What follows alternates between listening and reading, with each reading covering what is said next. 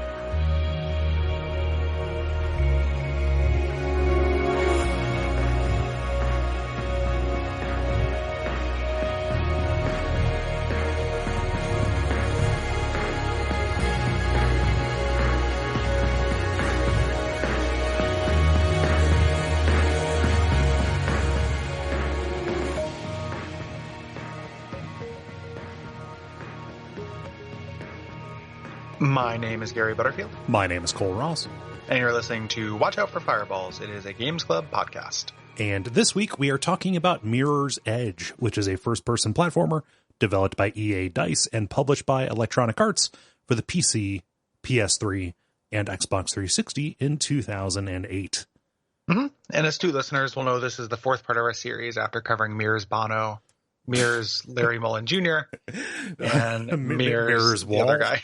Mirror's something the other guy. Maybe. Yeah. So we did all of them, and now we're finally landing on the finale. Yeah. Mirror's Edge. Yes. Yeah. And this is as the capstone of 3D platformer month. Mm-hmm. Could we do 3 straight 3D platformers? Apparently not. Probably not. Probably not. Yeah. And it just, coming away from the most month that we've had in quite a while. I just keep playing these games. I'm like, okay. Yep. That's okay. It's okay. Let's go. This was definitely the good one of the crop for me. I think this is the most fun one to play. Yeah. It's like it's not as fun to play this as the flavor in Psychonauts is good. Yeah. But it just it being 4.5 hours long and being pretty fun in the hands throughout. Mm-hmm. Yeah. Made it by far the easiest one, to get went down super easy, just pretty breezy. Yeah. It was definitely the smoothest pill. Absolutely, a smooth pill. And we've had a series of jagged little pills. A little bit. And it's so it's I agree with that. I think that there are sincere and serious problems with the narrative of this game. Yeah, the story in this is it is a wet puddle of garbage. You got birds, you got blues, and you got to get your ass to places. Yeah, get your ass to the choice to just make just that guy constantly in your ear yelling at you the entire time you play is just really a choice. Get your ass over there. Yeah, get your ass over there, Grace. There's blues and birds. The story in this is fucking abysmal. However, it is at its height, it is a joy. And when it works, it's very fun. Yeah, and I would say this is a pretty important game. Not as in a it is in a different pantheon than Psychonauts is for its theming and what have you. But a bunch of stuff after this is like this. This is a pretty influential experimental game. Mm-hmm. And it's also something. It's going to be one of those games where I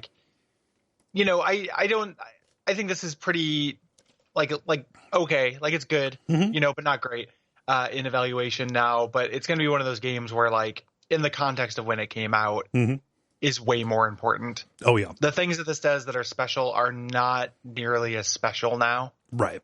As they were when this came out. So in 2008, seeing something like this, a largely non-violent movement-based game that has a female protagonist and stuff was just very, very special. Yeah. Now it's like, like those things are still like rare, but not nearly as rare. Yeah. As they were. And like, it just kind of ends up being a weird thing in the context of now versus when it came out, I guess. And that's like, I didn't play this when it came out. Like I missed this. This has been forever on my, like, on my list of things. It's like, oh, that looks interesting. I bet you would like that. I just never touched it for some reason or another. And playing it after playing everything that came after it that did some of the things that this does better. It doesn't have as much impact as maybe it should or could. Yeah, I guess for me, while still being, again, when it's working, pretty fun. It's kind of strange because this fits, like, this would have fit in with a month, the month that included Jumping Flash and Titanfall 2, actually. Yeah, just in terms of first person platformers. Yeah, it's kind of the spot between those two things. Let's get into it, and we'll talk about kind of specifics. As you mentioned, this is a premium episode, so this first half is for everybody. The second half is a secret. And you have to be a patron for that. It's for patrons, and you don't just get this episode, the full version of this, but you get full versions of every previous premium episode and a bunch of other stuff. So yeah, that BioShock Infinite episode is worth it on its own. It's spicy, including all the other stuff you get. Right. So in this game, you play as a character named Faith, leap of faith, who is a quote unquote runner. Every name for every single thing in this game is a first draft. Yes. Is a runner. And they are couriers for illicit information in this dystopian city. Like, they're the only people who keep the communication lines open. Yeah. And one of the great tragedies about this game is that sense of place literally never comes through. Like, you never do that. You never see that. We don't know who the clients are. We don't know what the context surrounding that is. Yeah. I really felt like that was what was going to happen. When I started you doing jobs. Yeah, like doing jobs. Like, oh, is this going to be about that? No. Not even close. Right. So, no, this is about the paperist, the paper thinnest intrigue that you could possibly see. Yeah, it's a dystopian city, like a Big Brother police state that does come through, like that part of it comes through in the aesthetic, which we'll talk about when we get to some of the visual choices that they make. The thing that is, kind of most notable about this, it is, entirely from the first person perspective, and this is a game about motion. You are running, you are jumping, and you are negotiating these obstacles in a parkour like fashion. This came out in 2008, right around the same time as the first Assassin's Creed, shortly after parkour was a big thing on like YouTube, and this is kind of the first crop of games that incorporated that. Yeah. And that's the trick. Yes. That is literally the trick to this. When it goes outside the trick, it usually fails, and that includes like narrative and combat and things like that. When it's doing the trick, which is this first person parkour stuff, and specifically when it's doing it in kind of like a fast flow state, it's really great. It's like this awesome kind of proof of concept for that. Like, hey, you can do this in video games. It can be in first person, and it works. Right. And is very simple and super intuitive. Like you control this game basically with 3 buttons. Yeah. Like it's like an up, a down, and a flip button. And then you combine that with movement, and that pretty much does all of your moves. Right. Like everything is, taken, it's context sensitive, right? It is, it executes these things for you, and it is up to you to make the decisions about where to go. It's very little about like precision. Decision over precision is what I say, Gary. Yeah, that's pretty fair. And some of the things that they seed to context doesn't always work. So something like mantling, which like some of the fiddliness of this, where it started making me like want to pull out my hair, is like just things like just not working. Like mantling is kind of inconsistent. Yeah. In this game, sometimes I'll mantle, sometimes I won't. If that were a button, then like that. But they kind of take that away in favor of that simplicity. Yeah. And just making it context dependent, and like it's a choice that it's good because it makes it a little bit more intuitive to control. I get that. It's not good when you're like just in some anonymous interior area full of pipes. Yeah. Just trying the same jump over and over and over. There's like a jump I put on Twitter that like, if I were doing like a grade of this, like took a letter grade off of this game, like just, I don't know why. Like sometimes I would jump up, sometimes I wouldn't, sometimes I would mantle, sometimes I wouldn't. And I was, getting scientific about it. Like, I'm going to like check the angles and stuff and make sure I'm pressing the exact same things and I would get different results. Yeah. It's like non-deterministic. There's a sloppiness to it. And I think that is kind of a watchword for this month, actually. I used it a lot in Psychonauts.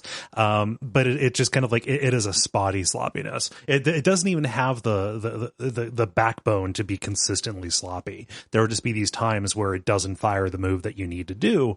And it will result in you falling to your death, in a way that is entirely not your fault.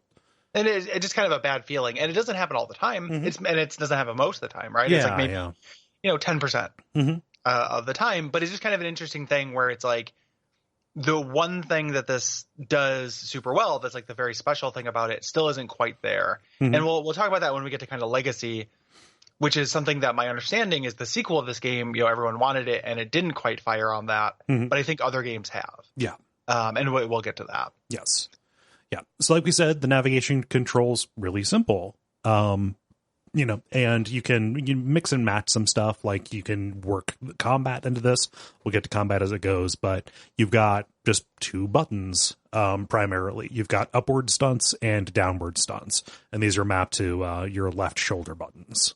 So upward is almost always a jump. And it's if that jump hits a wall at a certain angle, it'll be a wall run. If it hits a certain kind of geometry, you'll kind of vault forward. If you hit a ledge, most of the time you'll mantle, things like that. Downward stunts tend to be you're ducking if you have no motion, a slide if you're rolling, or a roll if you're running rather, or a roll if you hit the ground, and you can kind of avoid taking damage or in losing momentum after a long fall. Right. Yeah.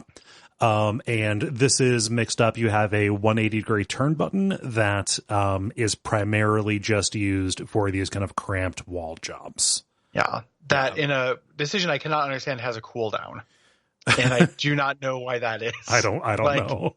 It's like you can jump and try to do that thing, and if you miss it, like sometimes it'll take a second before the turn around button will let you turn around again. And I'm like, why is this on a meter? Like, I can turn around really fast in real life. It's just very strange. So like the heights of this game, the reason that people love it, the noteworthy things about it are when these elements we're talking about are working in flow, typically in large open environments. If you're outside, this game is probably singing. If you are inside, yes, it is, I don't know, farting. It moves between a couple different modes, and one of which I think is definitely more joyful than the other. Right. So like being outside, moving along these long lines, you get a little bit of this Tony Hawk feeling to it. Exactly. I was going to bring that up because that is the thing that I like about, if you could, in the thought experiment, classify Tony Hawk as a 3D platformer, the thing that makes that saves that is the sense of flow and finding lines. Yes, right? which has that.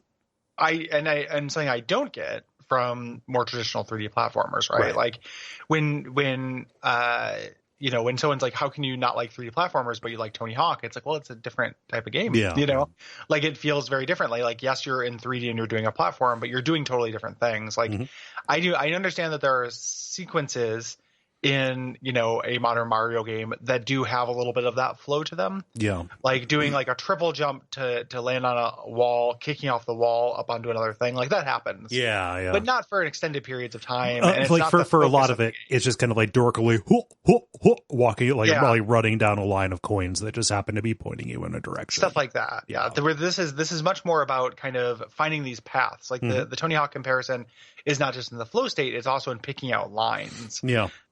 You have a runner vision, which highlights objects in red that are the ones you need to get to, but they are not the only way to move through, which is one of my favorite things about this game is that, like, it is not you just doing these precision button presses on a line. Like, you have the game suggesting the best way to get somewhere, but you have no no real impetus to do so. Yeah. There are quicker ways and more fun ways if you find them. Flashier ways. Yeah. Yes. They generally, for any given main path, they had at least like 2 alternate ones that they had built in that you incidentally could find. And when we talk about this flow, what ultimately ends up happening with the runner vision activating as you get close to things, you could be just running blind. You don't know what you're going to be doing, 1 or 2 moves in the future, but you are making snap decisions and executing on them as new geometry avails itself to you. Mm-hmm. Yeah. And it lets you kind of read the language of what the geometry of these things are. Yes. Like through, early on, like the red highlights reduce as the game goes on. Mm-hmm. Early on, it's showing you like, hey, this kind of vault looks like this. Mm-hmm. And teaching you to kind of read the language. Like as you run forward and you're presented with a new screen, you crest to a building, you end up on a new roof, and you're looking at it and you're essentially just reading those objects and what verbs you could use to surmount them. Mm-hmm. Kind of drawing hypothetical connections between them. Mm-hmm. And that's really cool. That really works. It is a surprisingly small amount of the game. Right. Like, quite honestly, like we'll get into it, but like the other half of the game, which is the indoor section, and it's worth chatting about this because it's we have this section. You can hold down circle and you'll look in the direction you need to go. Right. Useful outside, not useful inside. And half the game, or what feels like, maybe it's just because the sections were so much like by playtime, most of the game you will spend inside. Yeah. Because those sections are like, hey, let's slow it down a bit. Like they're trying to turn into Tomb Raider-esque like navigation puzzles. Tomb Raider is actually a really good comparison to this. And speaking specifically of like early Tomb Raider, with its deterministic kind of grid-based jumping system where you are like, okay, I cannot make this jump unless I am like 1.5 squares away from this. And you're trying to figure that out. That is a little bit what this is like. Yes. Yeah. And the pace then gets very slow. Like when it becomes about, instead of testing your like instincts or your reflexes, it's testing just kind of your ability to read these things. And you're at the bottom of what is inevitably like a back room full of pipes. Yeah. Trying to get up to the top, like a vent up at the top. Like some of that stuff works, some of it doesn't. But the weird thing is that like it never feels as good or as special. No. As the free running does. It slows the pace down like quite a bit through here. And it's a really interesting decision to kind of vacillate you between those two things that I have really mixed feelings about, because sometimes, there is a sense like you're doing the free running on a roof. You're getting chased. There's a couple birds. There's a couple birds. There's a couple blues. You're getting chased. You get inside to one of these pipe puzzles and like there is a feeling of relief. There's also a feeling of just it's kind of simply just not as fun. Yeah. I think, it's okay. Like it sometimes it's okay. Sometimes it's less than okay, but it's not as fun as these Tony Hawk, split decision, finding these lines throughout an environment. It's less special. Absolutely. Yeah. Yeah. Something that I think harms those indoor sections is it feels like you go from an open area where you expressively find your right answer for getting across, and there's trial and error outside. Generally, sometimes it bottlenecks you and you have to find it. Inside, it feels like there's only one path you can take. There's only one right answer for the next move. And it is just you like looking around, trying to see one little piece of walkway that is edging out that you can, jump across to. That kind of hunt and peck or hunt and jump style play, it feels more pedestrian to me. And that dichotomy, it feels a little bit like what people say about Sonic. Like, oh, Sonic, it's only good if he's running fast. You gotta go fast, like the meme. Ha ha ha ha. Yeah, that was never true, but it's kind of like that here, where it's kind of true about this. Yeah, like even if it's never been true about Sonic, I'm not saying like. I don't know. There's maybe a little truth to that in Sonic. I don't think Sonic's super good when you have to slow down and be like a regular platformer. But I mean, like there's enough of it that's like there's fun exploration that happens when you are not doing the there's more to it. Where if that's not true about Sonic, though, it's maybe a little bit closer to true here. Yeah, for sure. The dichotomy is there at the very least. Yeah, it's very modal. Yeah. You know, at the very least, like it is now time for run. It's now time for puzzle. Right. You know, and adding another like slow element, there's time for combat. Yeah.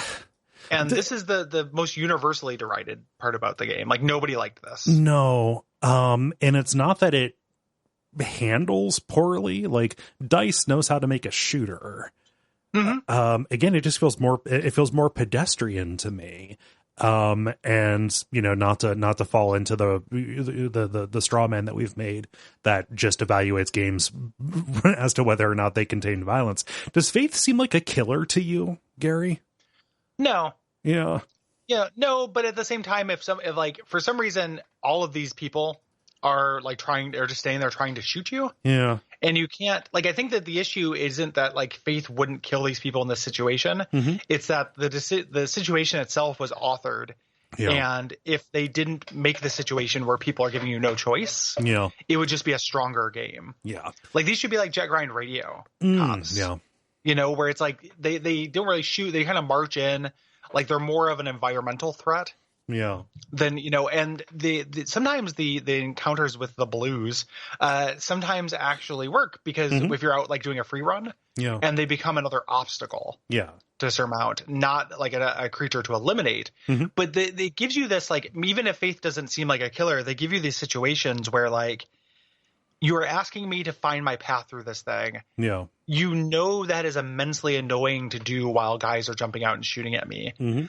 So taking out one of these guys, stealing their guns, and killing the other ones just will let me get back to the good part of the game faster. Yeah. So I'm going to do it. Like, you shouldn't have a decision that takes me below 0 and executing it gets me back up to 0. That's what it feels like. Yeah. Like there's, you know, it doesn't seem like Faith is really a killer. There's a lot of murder going on in here. I think I put that more on the setting and kind of narrative being confused than anything. Yeah. Like Faith doesn't seem like much of anything actually to me. Yep. If I'm being honest, like I want a game where Faith doesn't seem like a killer. Yeah. Faith just seems like a sister liker. Yeah. She's the known liker of sisters. You know, when it comes to sisters, she's like, sign me up, mister. Firmly, like, firmly in the pro sister column. Yeah, and just there's this whole, you know, murder mystery that this game is about that gives you absolutely no sense of place or character or stakes or world or anything. It's an absolute fucking failure of a story. And the Faith that's in that isn't really anything because the world that she's in is nothing. You know, so like I want what you're talking about where it's like, oh, you know, Faith doesn't seem like a killer. Like she seems like somebody who would avoid this. It's more like the platonic ideal of this game would not have that. But it's not the game they decided to make. And I would say like also, you know, like DICE does know how to make a game with like shooting and stuff. The AI in this thing, I never noticed that. Like it's just like a weakness of mine as a critic. Like it's not something I didn't notice when it's bad. I'm just kind of like, oh, okay, like it's very easy for me to round things down into Doom. Yeah. You know, and just like, enemies just stand there and just take bullets and shoot you because it's Doom. This is not Doom. Like, and it's very weird when the enemies just kind of walk out shooting you and you just like stand there and trade bullets with them like you're fighting in Final Fantasy 1. Yeah. You know, until they die or you die. And you don't die because you have recharging health. That's the superpower you get. Yeah. And, you know, you just like, people just like, don't use cover. They don't do flanking. They don't do anything. Right. They just kind of come right at you like it's fucking Robotron. Yeah. And you just shoot them. Yeah. And then that's, you know, like there's an order of operationsness to it that has like a little bit of that Hotline Miami kind of feel to it. And I do enjoy executing a disarm on these guys. Like that feels good. Even if you have to go into bullet time to do it. Yeah, I think that like in my perfect version of this game, like the police arriving would just be a lose condition. Like it is a thing that they're behind you. And like, if you go too slowly, then they catch up to you and you die. In my ideal version, there's that, but it happens way less. Yes. Because that constantly happens in this game. They start with it, which gives them nowhere to build to, right? Which is something that, like, again, disappointed me about kind of the setup. Like, I was like, oh, like I'm a runner, I'm going to do some jobs, like establish this fucking world, and then have the threat. Yeah, and that doesn't happen. Like immediately, the police are onto you in a way that they, that is unusual. And it's because they're training parkour ninjas. Like, okay. Yeah. Okay. Yep. Okay.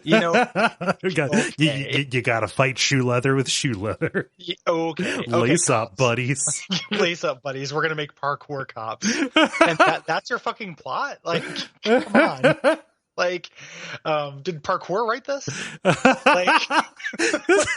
This game seems strangely pro parkour. Yeah, like we can all put aside all of the stakes of the world, all the totalitarian Big Brother stuff. We can all put that aside just to agree how cool parkour is, right?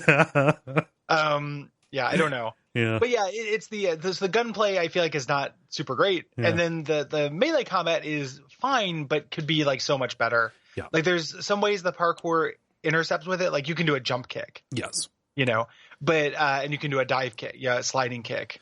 But the disarms and stuff like that also are not really necessary. Like in the tutorial, you do one from behind. Yeah. The number of times enemies were unaware of me in this game are 2. Yeah. It's that tutorial and one time later in a mall. Mm-hmm. Otherwise, every enemy instantly knows where I am and who I am. Yeah. And I could do this disarm, or I could just jump kick them twice and take their gun. Yes. There is no reason to engage with the more interesting version of what they gave me. Yeah. Here. And it's not designed to. Like, you're getting shot during this whole time. Like, expediency is key. Yes. During this. Like, getting this guy disarmed and getting his gun so I can stop being shot at is necessary. You could be forgiven for thinking that the combat is better or more prominent than it is, because it does leverage a lot of the work that they did in making first-person body awareness animations work. Like it generally, it feels, like a substantial step up from, say, Fear, which was kind of a previous, entry in this kind of genre, to a certain extent. But no, you're absolutely right. It gets in the way of the expediency. Yeah. It also bears saying that there's an achievement for getting through without killing anybody, but in effect, what that means is just a bunch more trial and error. It is a less fun way to play the game. Yeah. Yep. You can just run away from stuff, but they specifically put you in situations to discourage you from doing that, or situations where you don't know which way to run, but you do know that you're being flanked by 2 guys with guns. Yeah. So if you don't know that area, if it's your first time in that level, the non-lethal approach to that room is not evident in any stretch. And you are fairly hardy in this game, insofar as how many bullets like a person can take. But there's definitely a limit. Like once they introduce machine guns, like you go down pretty quick when you're not undercover. So it is that expediency and all of that stuff, like bypassing the combat, bypassing that, even specific things in the parkour, like climbing pipes, things that are like pretty slow. There are all feel like obstacles that are just things that you want to get done with as soon as you can to get back to the part of the game that's fun. Yeah. And one of the things about that I think about, like before we kind of get into the mechanics of that, is kind of a premise of this that I have, is that I think that's also not quite enough for a game. Yeah. The discussion around Mirror's Edge is often like the combat brings it down. Everyone agrees the combat's bad. The indoor sections, a lot of people agree those are bad. The assumption tends to be if you took the time that was spent on those and just replace them with more outdoor sections, that would make the game sing. I think that would get boring. Yeah. I think that 5 hours straight of that, even with things to break up the pace and such, there aren't enough tricks to this moveset to make that support a game. Yeah. It is a weird tech demo. That thing is super fun. I don't think when I played games that do stuff with this later, it's on top of a much more robust game. Yeah. It gets down to the whole that's a feature, not a product kind of deal. Right. Yeah. This is a feature, and even putting aside all these things that definitely do slow down that pace and such, this game was one of the shorter games we've done for the show. I think my play clock was 5 hours. Something like that. It's not, 5 hours of straight, it didn't feel super short. It still just felt okay, I got enough. Yeah. It didn't feel like 5 hours. It felt like 3 play sessions for me. Yeah. It's very, very slight. Yeah. So I don't know. Yeah. It does. So that first person thing is worthwhile. It's worth talking about. The first person kind of dedication to that is really great. And there are a lot of like really, really cool tricks that they do. Like this has some thief levels of awareness of your body going on. That is something I always appreciate. Yeah. And it is something that this entire enterprise is predicated on. You need that awareness, and they did just a lot of tricks in order to make that work. So like you see a good deal of your character model when you're doing things, right? Like you're almost always seeing your legs. You're almost always seeing where your arms are in relation to you. And all of these things they're like specially designed and animated. So like your camera, it is in your character's head. It is not just a chest camera in front of a gun like a lot of first person games are, so the camera's in your head. They're like, they have a special model that is made to make this look and feel natural. I'm trying, Gary, to find video or an image of Faith's model. Like when people have moved the camera outside of her, it's fucking weird. She's like a stretchy, gyrating monster. Extremely evident anytime you go into an event. Yeah. I was just like, oh yeah, I'm sure this is grotesque. And the slide kick. Yep. Animation, because you're too close. It's like your head is in your hip. Yep. It's kind of like a cool like grundle cam, like that you're doing. Like it's very weird. Yeah. So like it gives you the illusion of that, which is what's necessary. Yes. Like actually having it is, and in games in the past where you have had this kind of body awareness, it's very rare that you're this acrobatic. Right. So like Thief, which like does give you that sense of weight and heft to your body, you see your limbs moving and stuff. That is a very slow paced stealth game. Yeah. Here they have to not only, make that illusion work, but make it work while you're doing Mario shit. Yes. And that's cool. Like they do a good job of that. Actually. Yeah. So, other games that had done this well before were pretty much entirely about combat. Chronicles of Riddick has a little bit of that breakdown on the original Xbox. And then Trespasser, you could argue that is another game that is about that kind of body awareness to a super janky and, infamously bad fault. Yeah. So, yeah, there is, we were worried about motion sickness. Absolutely. During this, I did not feel any motion sickness. Neither did I. And go back, somebody make a supercut of all the dumb things that have made me motion sick. I was very surprised. The decisions they made worked. Yeah. Mostly by just putting a little dot in the middle of the screen. Yeah. So you can keep your eyes on it, which is a trick that I use in real life. Like if I'm in a car and I'm sick or something, like, I just find something far off and stare at it, and it takes care of it. Yeah. For me. So motion sickness, not a problem. In this, which is great. I thought that was interesting. I didn't know about this, but like they specifically cited this idea of spotting, which is a technique used by dancers, specifically dancers who do a lot of spins, like pirouettes and stuff like that. That's why they whip their heads back and forth, because they're looking at one thing while their body spins. Yes. It's why every intermission in a ballet isn't just women vomiting all the time. Yeah. Well, that's why they tune up the orchestra to cover up for that sound. Yes. Yeah. They call it black swanning. So something else that's really good about the first person camera motion, it feels like they borrow this from the Burnout school of first person design, but they shake the camera a little bit and you get like blurs at the edges when you are moving at top speed in a way that really sells like, oh yeah, Faith is booking it. Yeah. You're also more or less bulletproof when you're at that speed. Yes. Which is really weird. Like nothing can shoot you. And I tested this a little bit. Like there's the mall arena. I kind of ran laps for a little bit in that and did not get tagged by a bullet. So there's like an extra, the enemies are programmed to miss you. Well, the bullets just get jealous of your speed.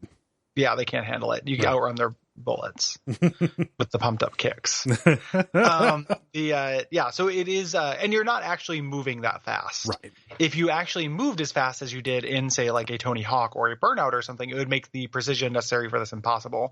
It's just the illusion of speed. Yes. Like you never actually move very quickly in this game, which is really weird. It ends up being a slow paced kind of flow game ultimately that like feels like it's very fast paced.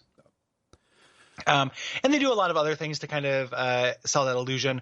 There's a lot of impact, a lot of like stuff with sound design. So like having the wind knocked out of you when you land in certain ways, things like that. The roll sound and roll animation that happens when you do a little recovery roll is very puts you in the body in a very distinct way. Yeah. The other visuals of this game complement this very well, I think. Everything is the kind of Big Brother city this is very clean. Everything is very unadorned, so like lots of white, a lot of, just kind of flat surfaces. So kind of like almost like a Lego, like Duplo block city almost. Yeah. And then when things are necessary, they get called out in big, bright colors. Yes. Not just the red splashes that you get, although those do stand out against the white very well. Something that is really neat is that every chapter in this has its own overriding accent color that is used. Yeah. Yep. That again is just like this big flat color. So these things, and it's one of the things I think are going to make makes the graphics of this game age pretty well. Yeah. If this had gone for realism, like textures fade quicker than colors, I guess, in terms of fidelity and how good they look over time. Yeah. So there's not like tons of janky textures because there's not a lot of textures. Like if you walk up to the wall, a lot of times it's just a flat color. Yeah. In this, that's very smart, and that does get across that that sense of totalitarianism. I think where that falls down is I have no idea how people live in this world. No, not even close. Yeah. So it serves three purposes. It does sound like this unnatural state, like a city should not be this sterile, right? The second purpose is it makes the environments infinitely more readable than if they were covered with Arkham Knight clutter. Yeah. And the third purpose is you can look at a screenshot of this game and it is immediately discernible as, oh, that's Mirror's Edge. Yeah, it looks like its own thing. Yeah.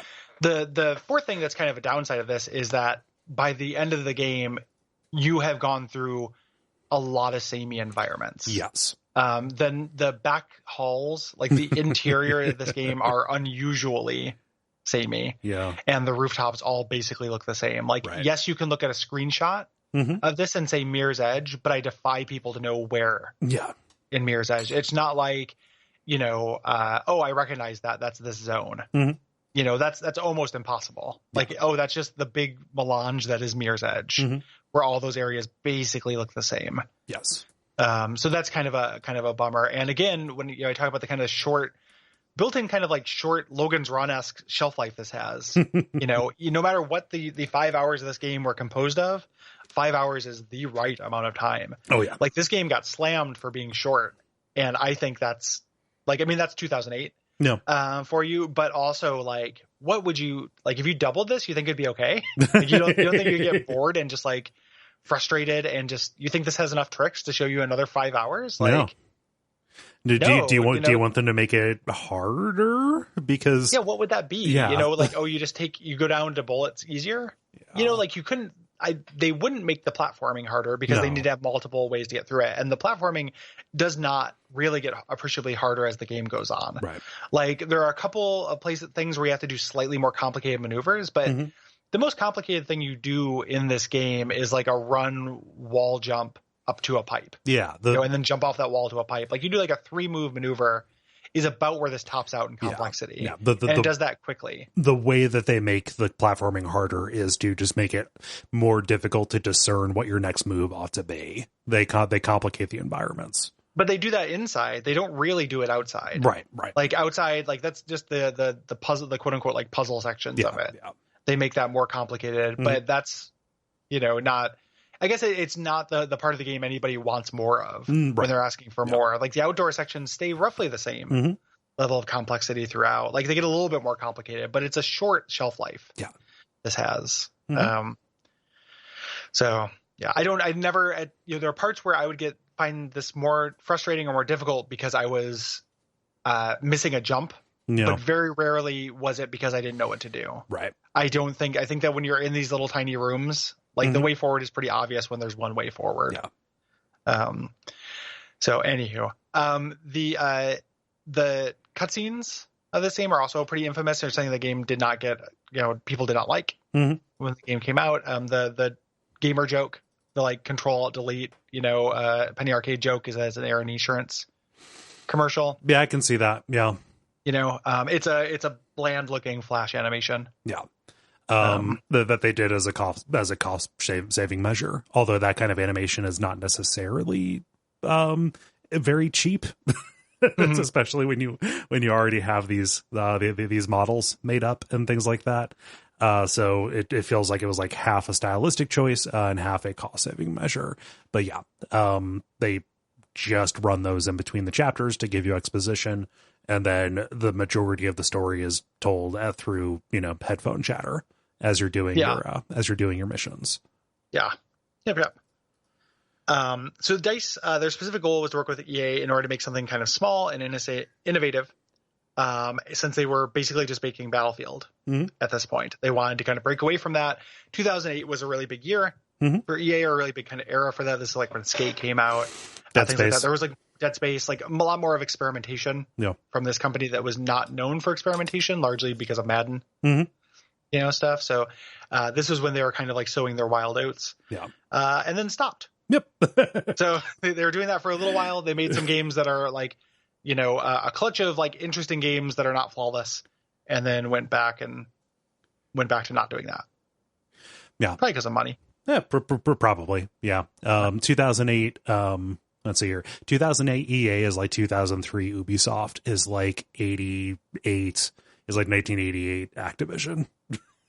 Yeah. Yep. Oh. Experiment. Yeah. The DLC for this is neat. It is a set of time trial maps that take place in this abstract space. The time trials that ship with the game are they just use maps from within the game itself. Look up videos of these because they're really, really cool. Yeah, I like them a lot. Yeah. Yep. I have no interest in time trial based play, but I think that is a neat idea. Yeah. There was an iPhone game that came out in 2010. This is similar to Cannibalt. This has Cannibalt vibes to it anyway. Yeah. A little bit in terms of tone. And then it finally got a sequel, not for 8 years afterwards, not until 2016, called Mirror's Edge Catalyst, that addressed some problems with the game and introduced new ones. So they got rid of gun combat, and that like it's all you do some first person combat, you disarm, but you don't shoot guns. Yeah. In that, there is less of an emphasis on it, which people dug, but people did not like it largely because it is an open world game. Where the missions you do are all in these, again, inside, basically. So, or in very constrained outdoor areas. Like the outdoor sections are generally just to get to the next mission. Get to the next mission. But the actual missions themselves, there's a lot more indoor stuff. Yeah, my impression of Mirror's Edge, just nobody talked about it. I never saw anybody talk about it online, like on Twitter, social media. I never heard anybody mention it on podcasts. It just kind of it was announced and people said, "Oh, okay, cool," and then nothing. Yeah. Yep. The I hadn't heard anything about it either. I looked up stuff when we did this podcast about it, just in order to figure out, what did they do? Like, how are they going to iterate on this? Because that was, one of the things I like to do for the show, especially when we play something that is kind of like a tentpole game of the past, is read reviews at the time. Because sometimes, it helps me figure out what that context was that it was coming out in, and then sometimes people are hilariously wrong, as happens with your BioShock's Infinite and stuff, with people calling that the game of the generation. The best game. With Mirror's Edge, I was looking at it, and one of the things that was a constant were people saying, this demands a sequel. Like, people would talk about the things that they didn't like about Mirror's Edge and just be like, I cannot wait for the sequel to come out and fix this. This is such a beautiful foundation. The idea is like, build a tower upon. Yeah, this is a flawed first entry in a long what is bound to be a long running beloved series. Yes. Yeah. Yep. And they were wrong. And then Dying Light came out and was the thing that they wanted. Right. So like Dying Light does everything that Mirror's Edge does. I think it does it better. And the bad parts are not there. And like, I don't even think Dying Light is like amazing. The story in Dying Light Is it better? Like, no, but Yeah. it's not as annoying, I guess. It's not as much missed opportunity. But like adding, and like, yes, zombie games are tired, but it has all the same kind of parkour that you can do. Plus they add a grappling hook, and you can, you actually have like, it's very much about how people live. Like you get to see the context of it. Like I think for this kind of game, like the ground can't just be a fail condition. Right. It has to be like a city, you know, and that game does that much better than this game does. Yeah. So anywho, that's it for first half of this. Thank you for listening to it. Yeah. The rest of it will be for patrons only. So head on over to patreon.com/Duckfeed.tv if you'd like to hear the full premium episode. Please do.